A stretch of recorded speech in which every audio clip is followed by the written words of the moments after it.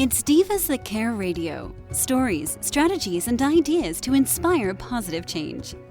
Welcome to Divas That Care, a network of women committed to making our world a better place for everyone.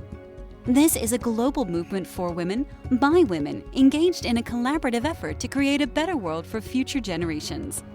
To find out more about the movement, visit divasthatcare.com after the show. Right now, though, stay tuned for another jolt of inspiration. Well, hello, everyone, and welcome back to the Divas That Care. My name is Candace Gish. If this is your very first time tuning into us, a huge welcome. We have been doing this now for over 15 years. We are listened to in over 30 countries around the world, and it's honestly been a blast. This journey of mine has been so extraordinary. I've had the opportunity to meet amazing individuals all around the world, from all these amazing women to honorary men divas that we welcome into our family, and it has been a blast. We have a great list of hosts that have been with us over the years, and I do hope that you go and check out all those amazing women.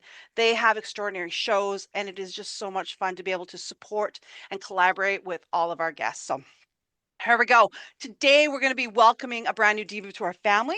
We're actually working on a new podcasting series right now, the season of Shift, Women on the Edge of Reinvention. So that's going to be people that are going through different journeys right now and how they've been able to navigate those. So I'm excited because Alexis Lee is going to be my amazing guest today. So welcome to the show, Alexis. Thanks, Candace. I'm glad to be here. I'm really glad that you are able to chat with me today. So, Alexis, would you mind introducing yourself to our listeners? Yeah, we were talking about kind of where I come from. So I'm from Texas, and I went to school in Pennsylvania, and I, got married sometime after college. We had a son. There's all kind of like this great path, good career, all this stuff. That's a story I would have told uh, maybe 6 years ago. And everything, I had all the pieces that would make somebody happy. And then I had a moment in time that really stopped me in my tracks. And I was walking in the woods one day and I heard a voice that said, "If you die today, your life will have been a tragedy." And so it really caused me to look at my life and dig up some childhood pain and really transform my experience of the world in the last few years. It sounds like you've had an amazing journey. I did have an opportunity to go through your websites, and I'm going to be really honest. I'm excited to know how that all came about and how you decided to do that. But before we dive into your books, can you tell us a little bit about your past? Well, yeah, so the book was kind of a shock to me a couple years ago. I was in corporate finance and I was always a math person and I actually thought I was a terrible writer. So I went through life thinking that I had everything that I could want, but my mom died when I was young and I never really dealt with that pain.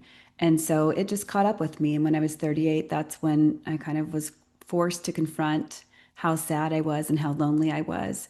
And it was during a period of deep grief when I started to really face that one day I woke up and this book just started coming out of me. So it was this really surprising turn in my life and a huge gift from going toward my grief to rediscover these parts of myself that had been buried along with the grief, along with the pain, were these parts of me that I just, lost touch with completely for decades. Oh my goodness. And it's something that we don't really think about, is it? Yeah, why would you want to go toward your pain? And really, it's crisis, it's rock bottom. Those things kind of force you to do it. Otherwise, if you're pretty comfortable, it's a little bit like why go rock the boat? Yeah. I've heard that a lot. Well, the question I do have, honestly, is that I've had a lot of women on our podcast, and in the 5 years, I don't know, there's been some type of a crazy shift. Hmm. And a lot of people have said they are going through these life altering changes. And I think Yeah. that's really why I wanted to talk about this specific series because there's been such dramatic change. And a lot of the women have told me that they never would have predicted, either going through this or almost like that awakening within themselves. And is kind of that happened to you? Yeah, definitely. It has been an awakening, and certainly one that I was not in charge of. Again, Yeah. I kind of got hit over the head with this message that that caused me to really become honest about how I was doing in life. And I wasn't doing well. I wasn't happy.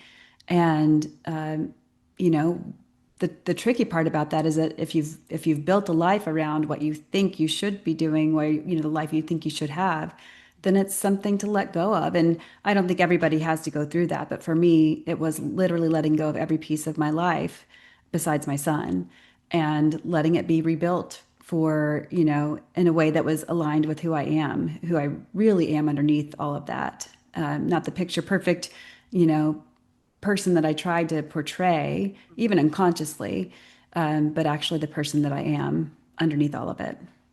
Isn't it crazy how we become authentic? We always think Yeah. we are, but we always kind of hide a bit of ourselves from others because we don't know how others are going to react. And when you let it go and your authentic self, I think you become more at peace with yourself. Oh, it feels so much more peaceful than I did before. And I'll say, I think for me, I didn't know I wasn't authentic. Like you said, like I didn't know I was hiding. And it wasn't until I got to some of this really deep pain where, my mom was addicted to drugs and she kind of faded out of my life over years. And there was this part of me that I didn't discover even until more recently that really thought that my mom didn't love me and she left because of me. And so my whole life, unconsciously, I was building a whole life to prove that wrong, right? I didn't want to get evidence from anyone that I was not lovable. But when I finally faced that deep pain, then it frees me. Then I get to be who I am, and it doesn't matter what anybody else thinks because I'm not guarding against it anymore. Oh my gosh. I love how you just said that. I think that is so empowering. And to our Hmm. listeners out there, I think they're going to embrace that. I want to know, what is the name of your book? So it's pain is a portal to beauty. And again, it's this notion that my whole life, I thought you shouldn't be pained, right? Like if there's pain, there's something wrong. So go change it. And what I learned from just this naturally, my life kind of unraveling, but also I did some guided psychedelic journeys. And in those journeys, it just over and over and over brought me back to my pain. And, I think that's really scary because it feels like you can get stuck there. But what happened actually is when I sat with my pain, it then freed it. And then I could release it from my body. And then my body was freed up to be in a state that was not pained, that's actually, alive and can be in joy and peaceful, like you said earlier.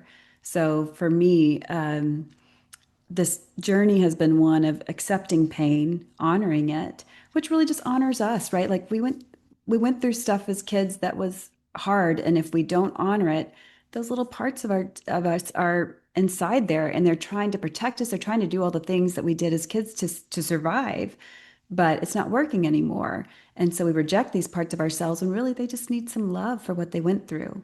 And as soon as they get that love, as soon as these parts feel loved, then they move on and we get to, again, feel less caged, less programmed, and more free in our lives. Oh my goodness, I agree with you completely.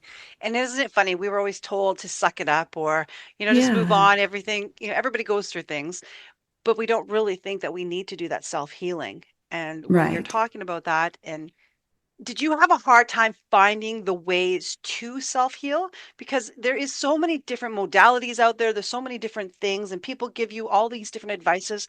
How is it that Yes. you were able to navigate through those waters? I think that's a great point. I mean, to me, it is overwhelming because everybody has the answer, the 3 steps, the 5 steps, the 10 steps, whatever it is. And so if you look externally, I think it can, for me, it just becomes very confusing and not centered around what works for me. So over and over, I listen to others, right? Because people have all sorts of wisdom, but it's my internal wisdom that guides me through. And that's true for every one of us. And for me, the more pain I can release, the more I can be in my body. And the more I'm in my body, the more I can access that wisdom. But it has been a path of trusting myself. I heard that voice in the woods. That was my own guidance telling me, you are not looking at this and you need to look at it now. And I just knew from that moment that I needed to start grieving. I needed to go on walks and listen to sad music and stop talking to people about my trauma, just go inward. Somehow I knew that. And then these psychedelic opportunities, showed up and I felt it out and it resonated with me. It felt like something I was willing to give a try. Because frankly, Candace, I tried everything. I was in therapy, I was reading all the books, I was doing all the things, and it still wasn't working. So I very much believe that, we know what's best for us and it's so unique to each individual. And I do now, you know, I think the farther you get on your journey and the more you work on it, also the more practiced you are, right? And the more you do know you can Yes. trust yourself instead of listening to somebody else. Can you maybe explain what the psychedelics and some deep inner work is? Because some of our listeners might not know what that is. Yeah, so I didn't know what it was. This was something that like I didn't know there was more than one kind of psychedelic.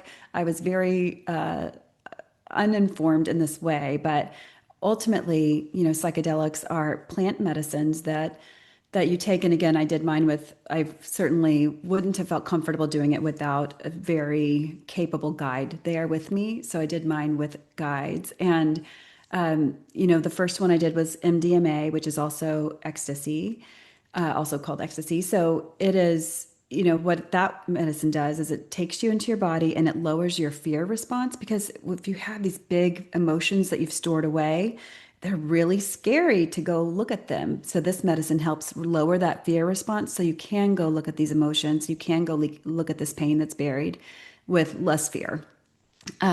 So I did that one first, and then the next one I did was psilocybin. And this one, again, what they say is that the medicines just show you what you need to see. And for me, the psilocybin messaging over and over was you have more grief to unpack, you have more work to do. So it wasn't a pleasant experience, but it was really meaningful because it helped me realize what I need to do as a human in my human life after the integration of that. What I needed to go do grief work proactively. And what would happen is if I felt sad, I would really, clear my plate and really dive into it. And then I'd walk outside and the trees would come alive to me. It's like it releasing the pain, feeling that pain, released it and let me experience the world again in a more alive way. So the colors were more vibrant. And I discovered, dahlias, like these flowers that had always been there, but I'd never seen them before. So my experience of the world around me shifted when I started doing that. And then the other plant medicine that I worked with was ayahuasca, which is an Amazonian plant. Um, and that one, again, was just like a gentle, all-knowing guide who just led me to these childhood moments where maybe I didn't realize how painful it was or how sad it made me. And she just was there with me as we sat there and let me understand how that affected me more. So it was really for me a lot of unpacking. I think, I buried a ton of pain from my childhood because I just couldn't handle it. It was too much for me. And so for me, this has been a big, long unpacking process, but it really has changed the way I experience the world. There are things like I can intellectually understand I should set boundaries and I can read books about boundaries, but after these psychedelic experiences, it's like, Yeah. oh, I just know it. It's just in my body. So And these psychedelics take you to your own wisdom in your body. and I love that. And I love that they have people that can help you through it because a lot of people are probably listening. What is she talking about? You can't do that. But Yeah, it's different now. Things are changing and evolving so much. And to have somebody that can help you heal through that process by obviously working with the plants is a very powerful thing because before you wouldn't hear of anybody that actually does that. right. Yeah, and it's still in process, but there's more and more of it. And I think, and I think the neat thing is, we're all going to find our way through, again, our path. So it's not that everybody needs to go do psychedelics. It's No, some of us can do psychedelics and share the wisdom we get from that. And some people focus on somatic healing and others on meditation. I mean, all these things overlap in terms of finding self-love, yes. right? That's what it's all about. That is beautifully said. And that's exactly right. But to know that there is other opportunities and other modalities and ways that a person can do it when they've struggled. Like you've said, there's Yeah, so much out there and sometimes it's really challenging to navigate those waters. And they always think, well, there just one quick fix. And I'm like, unfortunately, right. there is no quick fix for anything.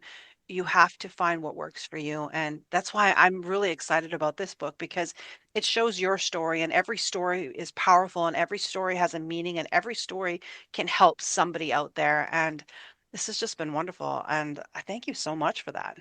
Yeah, thanks, Candace. So where can our listeners get a hold of your book?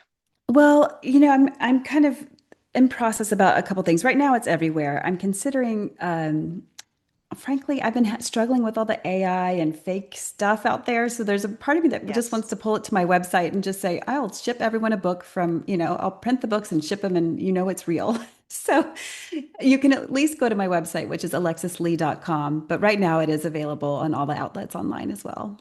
So, Alexis, what is next for you? You know, um, it is, I'm in a period of quiet. So there's not, the next is still unfolding. I mean, what I experience is that I go through these periods of deep grief and anchoring. And then there's kind of this letting go of the way I held things.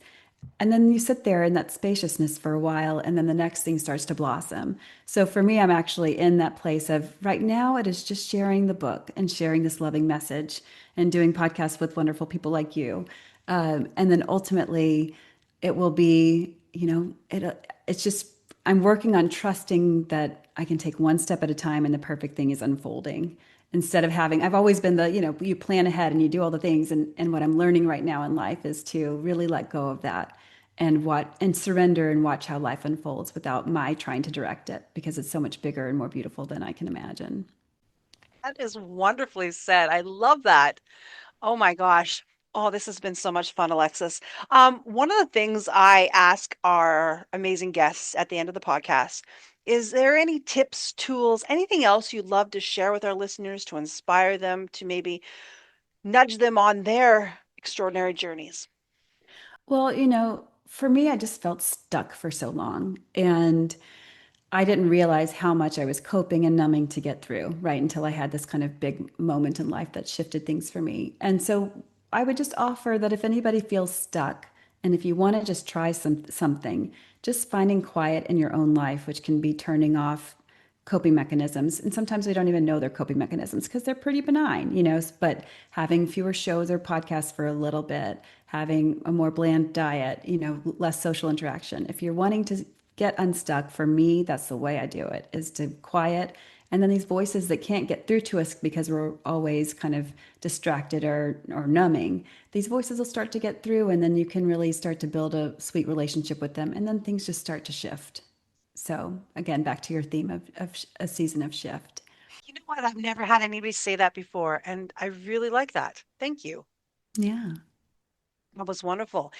Well, we'll definitely have to have you back on the podcast again, Alexis. I think that we could dive into some other amazing topics with you. Yeah, that would be fun. Thanks, Candace. And to all of our amazing listeners, thank you so much for tuning into today's podcast. I am going to be sending Alexis information so that you can go and check out her page there and perhaps get a copy of her amazing book. It is so unique. It is something that is not out there, and I really think it's going to help so many individuals. So make sure that you share, like, comment on this podcast. Thank you again, Alexis. Thank you to all of our listeners. Thank you for tuning into this amazing podcast series, Season of Shift, Women on the Edge of Reinvention. Remember to go out there and do something kind. The world needs a lot more kindness, and it's up to you guys, our tribe out there, to be the ripple effect. So thank you so much for tuning in again, and I hope you all have an amazing day. Until next time, everyone. Thanks for listening. This show was brought to you by Divas That Care. Connect with us on Facebook, on Instagram, and of course on divasthatcare.com, where you can subscribe to our newsletter so you don't miss a thing.